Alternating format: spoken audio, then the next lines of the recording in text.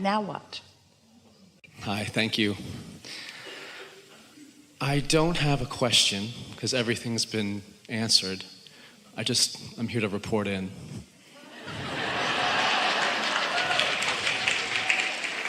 And reluctantly so. I have a request.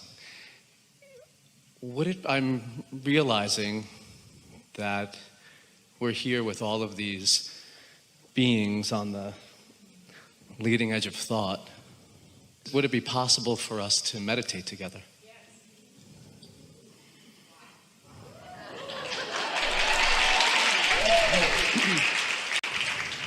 I'll take anything. An hour would be great, but 30 seconds, Well, what's the point?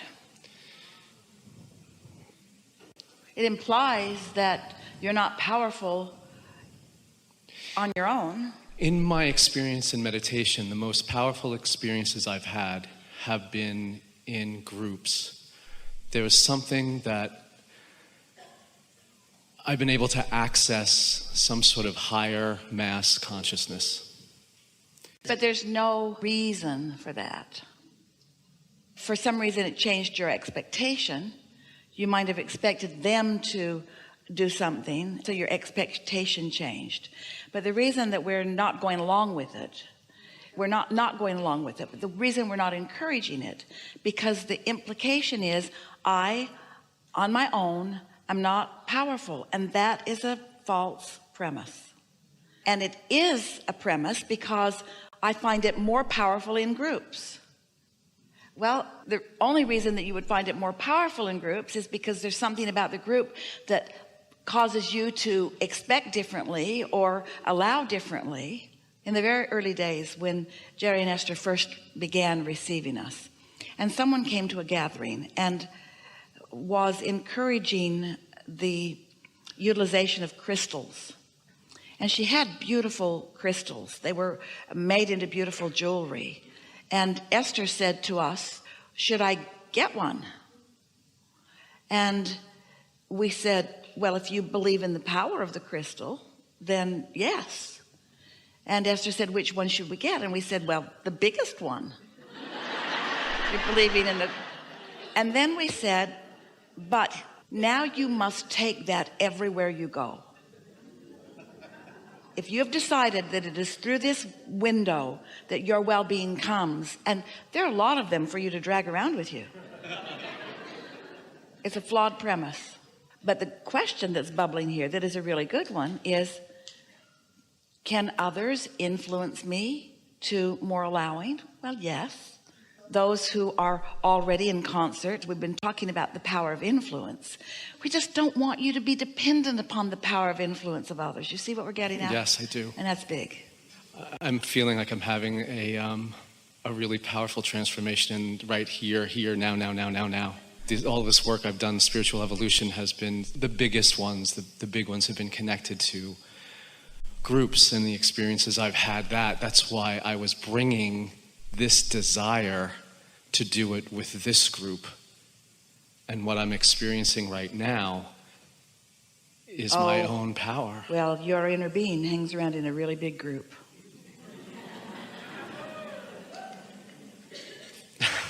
Really big. Really, really big.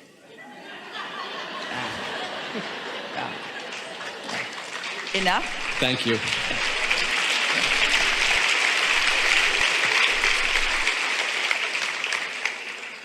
Hello. Over the last year, I've done a really good job of tapping into clarity and... How do you know? How I feel. Because you know the difference between confusion and clarity. So don't you really appreciate confusion for the clarity that it brings? I do. Yes. And it seems like people are sloughing off right and left these days. Maybe you were closer to me, so I was wondering if we could talk a little bit about that. Well, law of attraction does a really good job of bringing to you things that are a vibrational match to you. So the more you give attention to things that are resonant with who you are, then the more things that are not resonant with who you are don't come to you. It's pretty logical, isn't it? Mm-hmm. Why do I still, I feel like I'm leaving them behind, some people, or... Not that I have to rescue them or bring them along, but I guess I don't know where the disconnect is. Good, because every time you try to rescue somebody who's not coming, you don't go either. And then in time, the relationship doesn't work because you can feel that you're not in your full clarity and in your full power. If you don't spend too much time trying to evaluate how anybody else is doing, because your inner being really doesn't do that.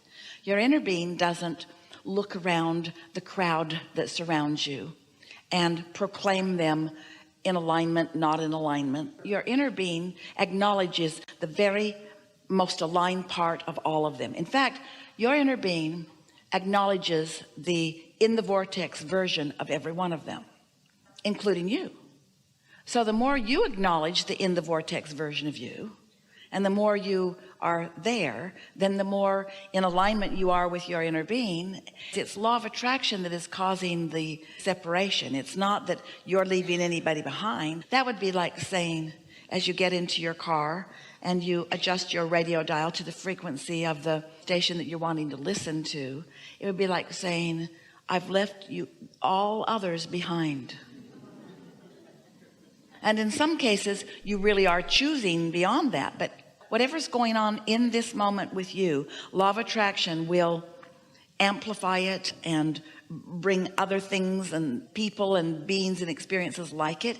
So it's not that you're leaving them behind. It's just that law of attraction is not including them with you. But law of attraction is always including the best of them with you. So what we're really talking about is your perception of them, not your inner being's perception of them. If it were up to your inner being, they'd all come and they'd all thrive. Everyone's not ready to be ready to be ready to be ready, but it's a lot of work to worry about what they're doing, because the more you try to explain to them, then often the more confused your own vibration becomes. So how do you feel about acknowledging that you are in a continual state of evolution? Great. I'm continually evolving to new understandings, and the universe is continually delivering to me the physical evidence of my new understanding. And isn't that a big enough statement? Doesn't that contain it all? Do you really have to include what's going on with others about that? Mm-mm. Yeah. Something more? That's it. Really good. Thank you. Yeah. Yeah. Second row. Thank you. I think I just wanted to express appreciation Yeah. for my sister who introduced me to your works and to your works, Yeah. and all of your staff does. We're all having a good time together, aren't we? Yes. Yeah. I wanted to know if there's something I can do to increase my level of trust in the law of attraction. Yeah. You just have to do some of what we're talking about here today and see how it goes. And that does it. That does it. There's nothing that increases trust more than knowing you want something, knowing that you did a little lining up with it and that you got out of the way of it, and then there it came. You just have to show yourself that you're capable of the process. Mostly you just have to chill out. That's why we were standing on your toe. We were trying to distract you from whatever it was you were thinking that was keeping you from being here with us right here and now. Yeah. Thank you. I noticed to the degree that I have increased my trust, that success in business and other ways has grown. You know, here's something really powerful that we really want to convey to you. You know why trust is a little bit of a hard issue for you? Because you've been with people who have asked you to trust them and they were not trustable. So the word trust, it feels like hypocrisy to you. It feels like pretending something that isn't. It feels like making stuff up that isn't real. Where what the trust that we're talking about is, we're just going to ask you some questions, and we're going to use the word trust. If it's not too strong for you, it'll be all right. Do you trust that at least we think we know what we're talking about? Absolutely. And do you trust that you are more than this physical body, that you came from something, and that that part of you is still aware of you? So that's really good. You trust that. You don't just hope it. You trust that. So where your mistrust goes is that you don't trust your ability to hook up quite yet. You trust that it's there, and you trust that others might be able to do it. You're just not sure you can. Well, that's our favorite part, because when you want something, and you do, and so you just kind of chill because you trust us when we say that helps. And you quiet your mind every day for 15 or 20 minutes, and you get into that sort of place where you can't feel your nose from your toe, really. And then just as you're coming out of meditation back into your day, because you got things you need to do, an impulse comes to you that's just light and doesn't feel very important, but it feels really interesting. So you follow it, and then you get a payoff, and then you say, oh, that's what that was about. Then you're no longer trusting something unseen. You're remembering when it was unseen, and you're remembering when you saw it. And so now it's not about trusting now, because now you see it, but it's about